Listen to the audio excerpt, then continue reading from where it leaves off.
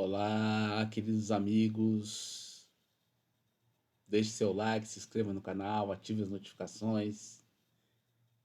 Venha conhecer um pouco mais desse canal que fala sobre espiritualidade, fala sobre artes, qualquer assunto que esteja no momento sendo necessário falar, nós estamos aí falando, né? Eu sou o Emerson Natividade. Acho importante a gente falar sobre questões relacionadas ao movimento espírita, ao espiritismo no Brasil, né, considerado o país mais espírita do mundo, né, e esse legado é um legado que já nos foi dado já há algum tempo, né, de nós continuarmos o trabalho da doutrina dos espíritos, e vieram vários espíritos importantes contribuir com essa tarefa: Bezerra de Menezes, Chico Xavier, Divaldo Pereira Franco, Madame Modesto Cravo, Meimei, Eurípides Barçanufo, tantos e tantos outros. E o último censo, 2022, registra uma queda do espiritismo, né, no Brasil,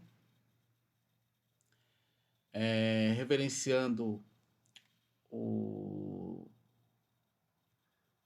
centro espírita, na verdade, a cidade mais espírita do Brasil, que fica lá em Goiânia, né? Tem mais de 1.259 habitantes. É Palmelo, tem 42,6% de espíritas, né? É a cidade mais espírita do Brasil. É importante a gente, em São Paulo, refletir sobre o que nós estamos fazendo com o espiritismo. Cheguei no movimento em 2022 e 2002, né, em 2002, casa cheia, né, saí dessa casa em 2009 e a casa se esvaziou, né, vazia praticamente.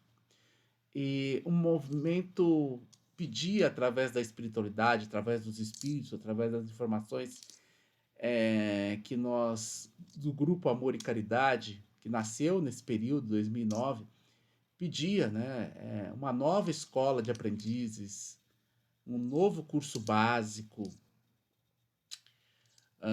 uma nova metodologia na própria mocidade, na evangelização infantil. Todos esses trabalhos foram ali registrados, gravados, né, da espiritualidade, dos mentores espirituais, né, que alguns disseram o nome de onde vinham justamente para qualificar o grupo, porque estava no início, estava começando, né, um trabalho, né, e que em algum momento teria que acolher a apometria, né, como uma ferramenta de trabalho espiritual de cura, né, que isso fazia parte do processo de evolução, até porque quem é o precursor da apometria é o Dr. Lacerda de Azevedo, cirurgião, né, gaúcho, que nos anos 60 deu origem, deu forma a essa metodologia, né? E tudo isso dentro de um centro espírita, né? E aí criou a Casa do Jardim, que hoje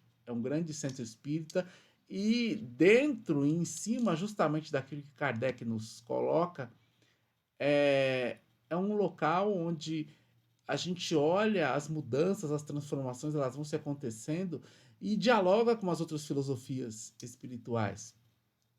E aí eu vou lá para um olhar do europeu. Hoje, muitos na Europa são ateus por conta justamente de questões nocivas que aconteceram na Igreja Católica, que não podemos deixar de citar, né? Tenho um carinho muito grande pelo catolicismo, porque pelo meu pai, né? Porque me levava às missas e eu adorava as missas, né?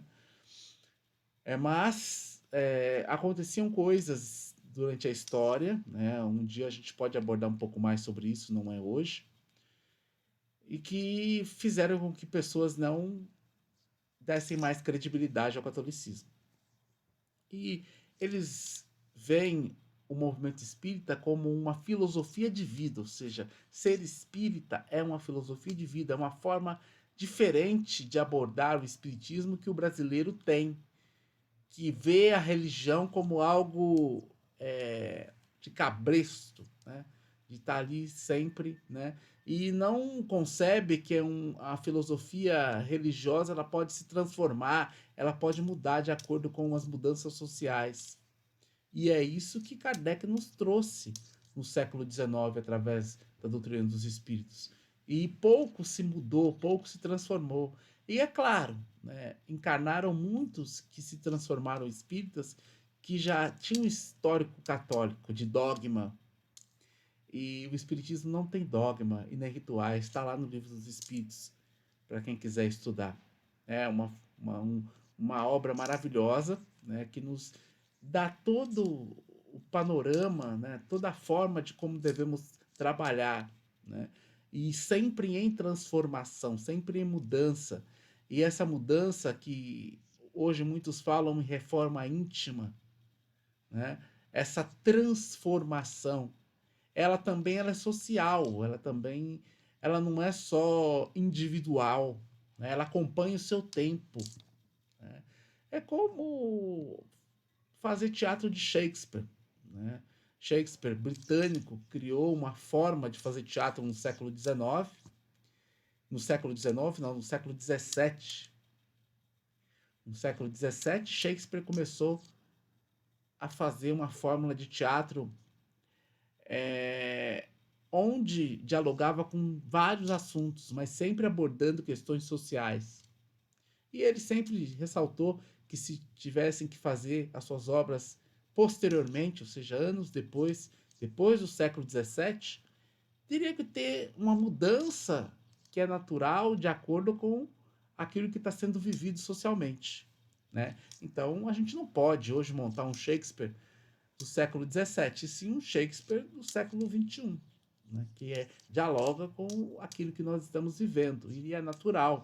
E assim foram outros autores, como Brecht, como Samuel Beckett, embora Samuel Beckett traga algo diferente, porque já traz algo ligado à questão do teatro sagrado, teatro espiritual. E essa abordagem espiritual é do meu eu, do meu alto ser, do meu autoconhecimento. Né? Então, já dialoga de uma outra maneira.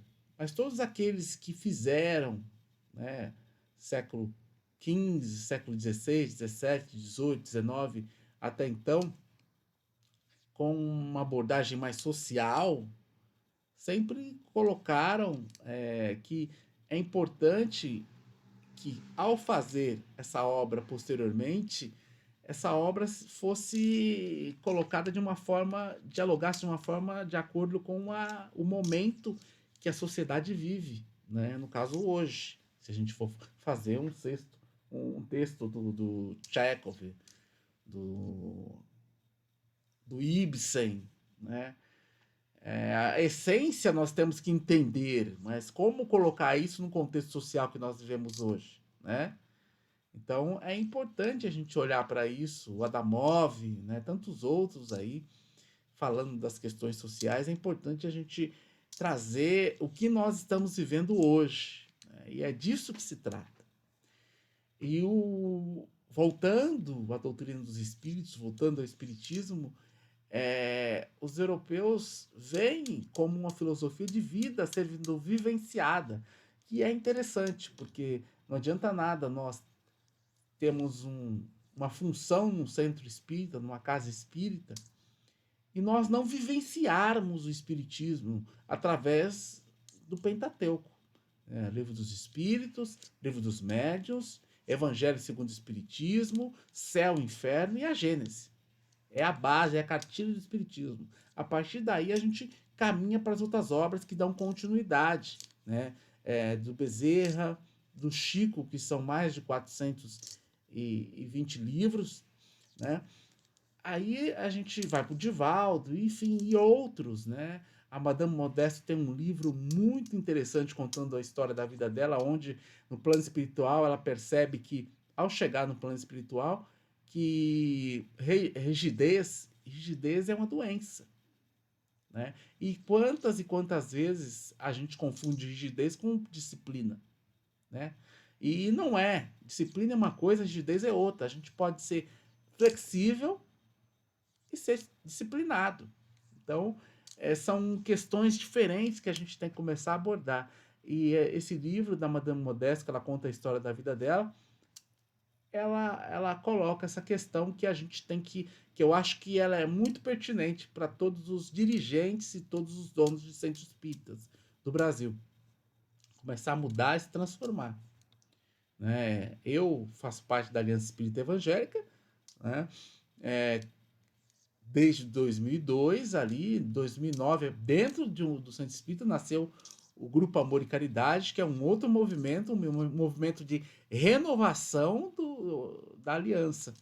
E não foi acolhido, e nós tocamos esse trabalho, né, da forma como deu, né, e da forma como está sendo. Ainda acolhidos pelo Monte das Oliveiras, que é uma casa da aliança, né, que saiu da aliança, agora não sei se voltou, mas também devido à importância do nosso trabalho de autoconhecimento, de cura e de assistência ao próximo, né? Ou seja, a prática da caridade, que é isso que nós viemos fazer aqui, né? Nos autoconhecer, perceber, nos trabalharmos e trabalharmos em pró da sociedade, né? Praticando o amor e a caridade. Então, é importante a gente refletir do porquê os espíritas diminuíram dentro de um censo, né? É importante, tem várias possibilidades. Desde da questão política, né? De partidarizar todas as coisas que não cabe, né? Desde percebemos que antigamente não se sentiam à vontade os umbandistas e os candomblecistas para se dizerem sou do candomblé ou da umbanda e se diziam espíritas. E desde católicos que sempre frequentaram centros espíritas, mas ao responder uma pesquisa como essa de BGE, se dizem católicos, né? E aí não tem lá praticante ou não praticante, né? A gente também percebeu que nesse último censo caiu um pouco o catolicismo e levantou, né? Aumentou o número de evangélicos, né? Mas também entendemos que tem muitos jovens evangélicos interessados em conhecer a doutrina dos espíritos. Será que nós estamos abertos a isso?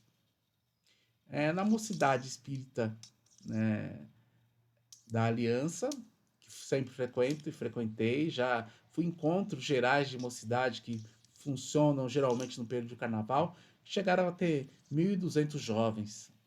O último agora, depois de pandemia, aquela coisa toda, chegou ali na faixa dos 600 jovens.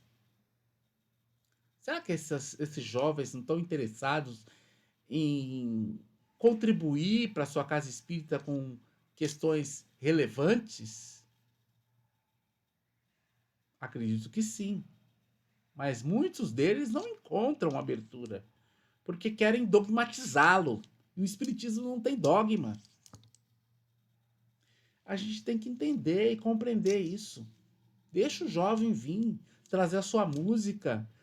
No encontro de mocidade, quem participa da Câmara Mediúnica percebe, através da orientação dos espíritos, a conexão com várias fraternidades de várias outras filosofias religiosas, onde a conexão principal de cura e de vibração é a música de mocidade. Então é essa música que tem que ser trabalhada na casa espírita. Não podemos confundir com o silêncio é uma prece. O silêncio, ele pode ser uma prece em algum momento. Mas a música, ela alegra, ela diverte, ela faz refletir sobre as palavras que estão sendo ditas e elas nos conectam com a espiritualidade, às vezes de uma forma muito mais potente. naquele momento, de acordo com aquilo que nós estamos precisando. Porque às vezes nem todo mundo está preparado para meditar. O silêncio é uma prece, é uma conexão com a meditação, né? Às vezes eu estou tão agitado, o meu interior está tão querendo falar e gritar, que eu não consigo ficar em silêncio. Então, aproveita essa vibração da mocidade, aproveita essa vibração da música e me conecto. A mocidade, ela pode contribuir através da música, das vibrações cantadas, pode e deve invadir todos os centros e mudar e transformar, porque é isso que a espiritualidade espera. Agora, tem outras coisas que a mocidade pode contribuir. Nós, quando iniciamos o Grupo Amor e Caridade, no Centro da Aliança, a espiritualidade nos trouxe informações através das falanges de Ramatiz, de Bezerra de Menezes, de Edgar Armond.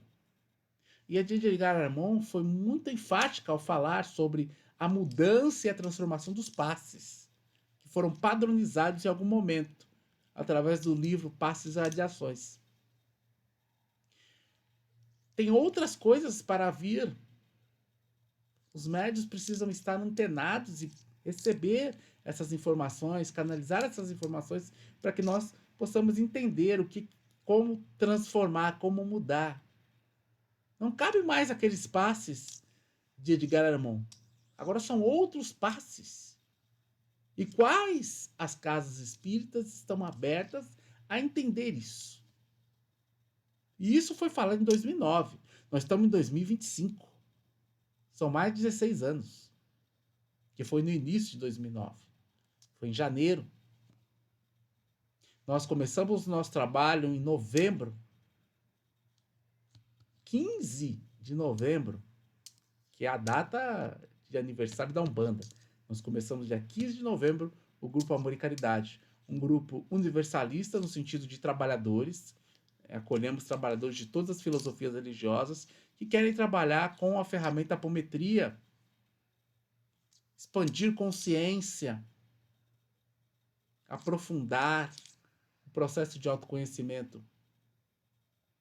Estamos trabalhando da forma como é possível nesse momento, mas sempre com o amparo da espiritualidade para que continuemos. E o trabalho vem evoluindo de 2009 para cá barbaramente. Estivemos sempre com o Monte das Oliveiras, né? Depois de mudar do centro onde se originou o trabalho, que ficava ali na rua, fica ali na Rua Genebra. Passamos por outros centros da própria Aliança e depois Monte das Oliveiras na Barra Funda, onde ficamos ali, né? Até março, 20 de março de 2020. Depois, voltamos ao trabalho um mês depois, 20 de abril de 2020, mas online, por conta da pandemia de Covid-19. Desde então, o trabalho vem tomando um outro caráter, porque é um trabalho que acolhe muitas pessoas de fora de São Paulo, fora do Brasil, e que também necessitam, né, de ligação e conexão com a espiritualidade, um trabalho de cura.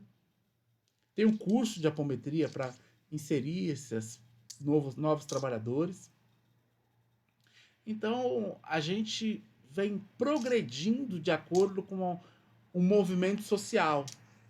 Queremos, sim, voltar à prática no local, mas, por enquanto, ainda com uma demanda muito grande de pessoas necessitando de auxílio fora de São Paulo, ou seja, no Rio, em Minas, no Nordeste, na região Norte, na região Sul, em todas as regiões nós temos atendido. E fora do Brasil, né? O país que mais a gente, que chega as pessoas até nós é Portugal, né?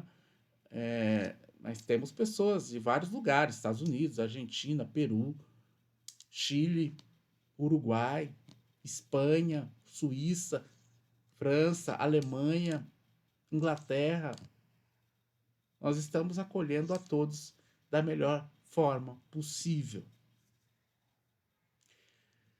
Tudo isso veio através da casa espírita, orientações espirituais, que eu e mais um grupo ouvimos e levamos adiante. Outros não querem saber. Alguns outros estão mexendo agora, permitindo que a apometria adentre o ambiente, né, para os trabalhos de cura. Mas e os jovens? E a mocidade? E a música cantada, as vibrações cantadas? Tem regiões que é muito bem-vindo, isso acontece. É um trabalho até à parte. Quando deveria ser um trabalho que deveria se somar a toda a casa espírita. Porque o jovem veio para mudar, para transformar. E deve ser permitido. O único entendimento que o jovem tem que ter, e que aí isso já vem do encontro, já vem do curso de mocidade, se autoconhecer, para começar a partir daí entender o processo, para trabalhar com a caridade, com humildade.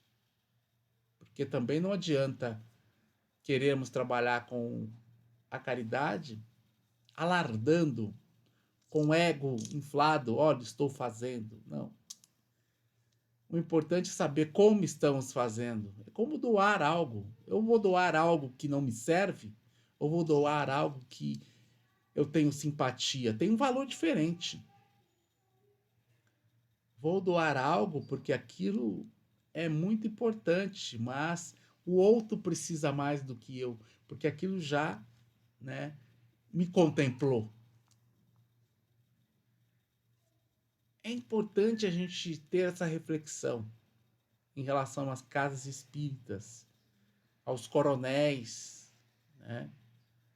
Isso tem que acabar, porque senão o movimento que está minguando vai minguar ainda mais. Espiritismo é vivência, é transformação cotidianamente. Não é dogma, não é cristalização e nem igreja católica. A nossa religião ela é diferente. É uma religião de transformação, de mudanças. E não de fazer aquilo que o outro fazia há 20 anos atrás, 30 anos atrás, 40 anos atrás. Não.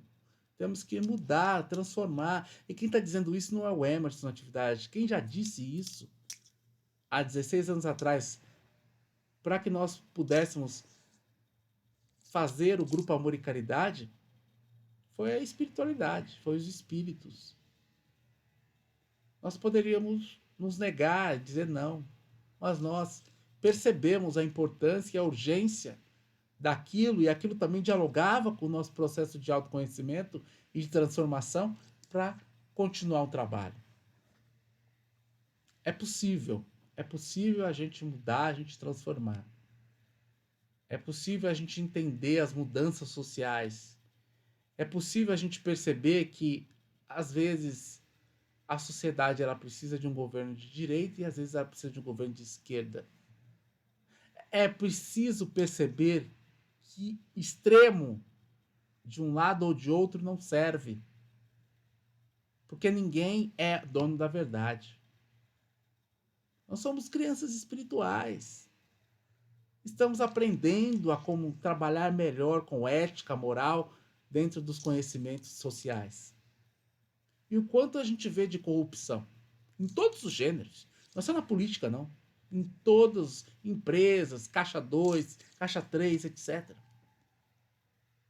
Isso é um trabalho que nós temos que fazer de burilamento, de honestidade, de justiça, de entender que onde se rouba um lápis e se rouba milhões, é a mesma coisa, se trata de um roubo. E não porque roubou mais, não, vamos passar o pano que só roubou um lápis, não. Tem que orientar, conversar, educar a criança. Esse é trabalho do pai, da mãe. Não podemos exigir isso dos professores. Também não podemos aceitar uma sociedade que bata, que os alunos batam nos professores, como tem acontecido aí. Que é uma sociedade, né, que é isso que os políticos esperam, né? Porque assim continuam votando neles. Não se esclarecem, não pesquisam, não percebem que aquele político, né, financiou algum tipo de corrupção em algum momento e está ali, né, para continuar a perpetuar aquilo. Quando a gente estuda, a gente abre a mente, a gente abre a consciência, a gente percebe o que é melhor. Ou pelo menos aquilo que é menos pior dentro da nossa condição, que é uma condição difícil, onde a gente precisa trabalhar bastante para perceber onde está a nossa verdade, onde está a nossa honestidade, primeiro para conosco, depois para com o outro. É um diálogo difícil, é uma reflexão difícil, mas que nós temos que fazer.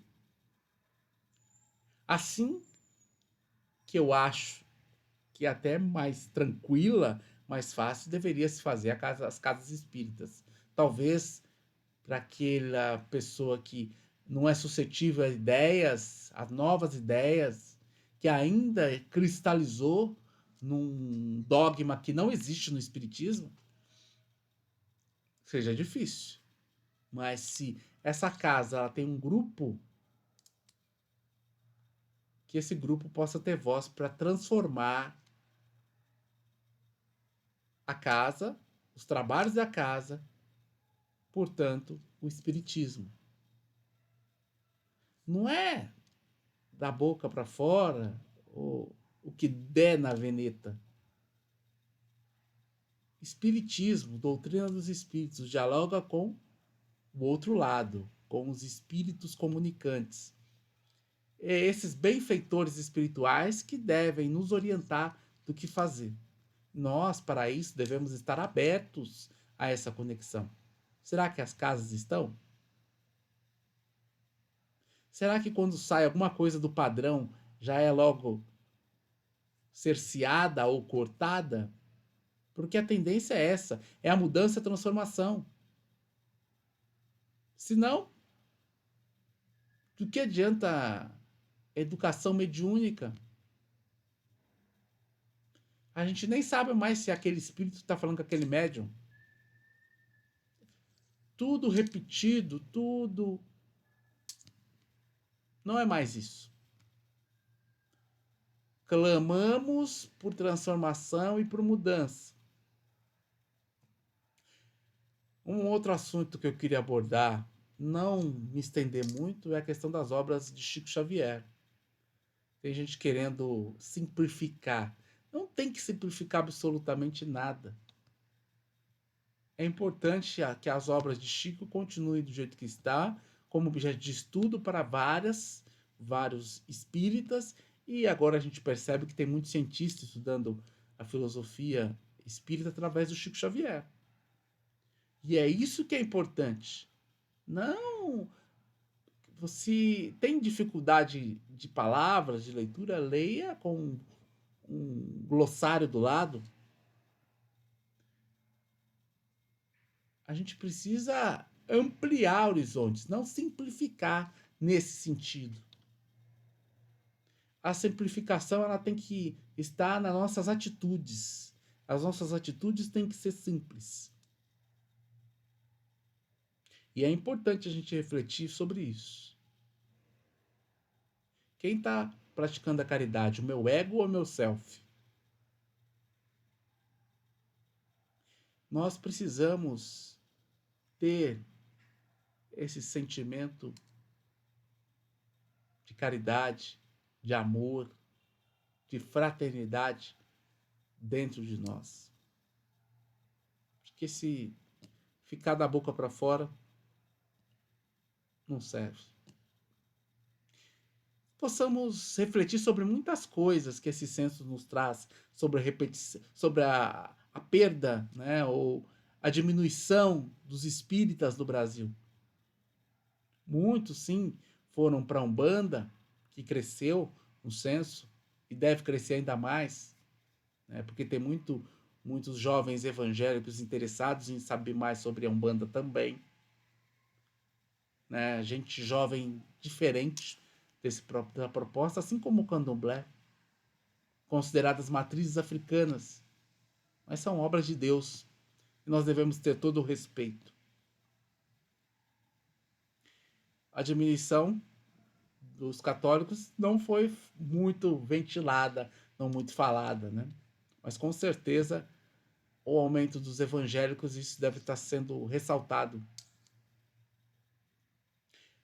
Mas é importante, podemos ter críticas, podemos ter uma série de oposições, mas é importante essas mudanças, essas alternâncias, essas transformações. Isso faz com que a gente possa refletir sobre o que temos que mudar, temos que nos transformar, temos que nos melhorar.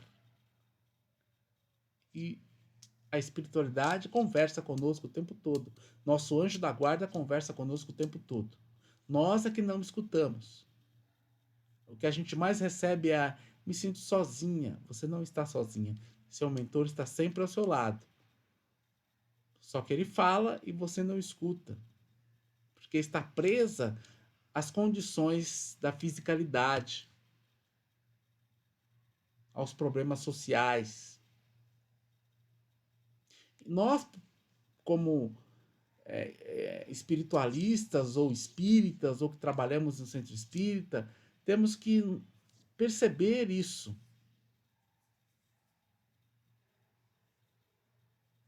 Alguém está sempre falando conosco, mas será que nós estamos escutando?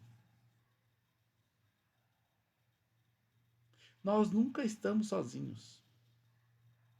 Mas será que realmente nós queremos saber disso?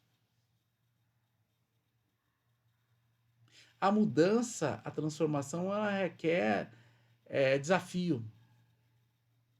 Você sai da sua zona de conforto. Será que vocês querem isso? São inúmeras reflexões. A gente sabe que depois da pandemia mudou-se muito, se transformou muito a forma de trabalho e de perceber, de ver mesmo a filosofia dos espíritos, né? Muitas palestras online, isso é muito bom, isso é importante, né? Mas também possam ter palestras presenciais. Mas eu estou falando de antes também. Antes da Covid-19, né? Já era para ter tido um olhar melhor em relação ao espiritismo. E será que tivemos esse olhar? É hora de nós refletirmos e melhorarmos a nossa condição, a nossa conduta, a nossa forma de praticarmos o espiritismo. E assim, dialogar também com as outras filosofias, o que é muito importante. Com a Umbanda, com o Candomblé, com o budismo, com o judaísmo, com o hinduísmo.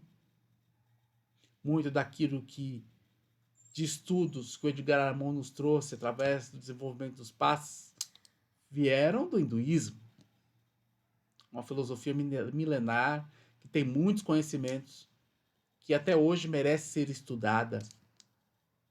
Mas o fato é que o espiritismo veio para se transformar de acordo com o processo social que está em voga. Que possamos abrir caminho aos jovens que têm uma proposta de mudança, de transformação. Isso não é por acaso. É claro que tem cada caso o seu caso. Que nós temos é que acolher, entender, compreender aquela mente que é diferente da nossa, graças a Deus. E transformar aquilo que tem que ser transformado. É só uma reflexão. Deixe seu like, se inscreva no canal, ative as notificações. Compartilhe esse vídeo para que mais pessoas possam refletir sobre a mudança e a transformação das casas espíritas, o quanto é importante o espiritismo crescer, evoluir e trazer novas perspectivas, tanto no trabalho de cura, quanto no trabalho de evangelização infantil, no trabalho dos adolescentes, dos jovens. É muito importante. E é por isso que nós estamos aqui, discutindo e falando da importância das casas espíritas. Que se abre também, dialoga com esse universalismo, dialoga com essas novas propostas. E isso é importante ser analisado.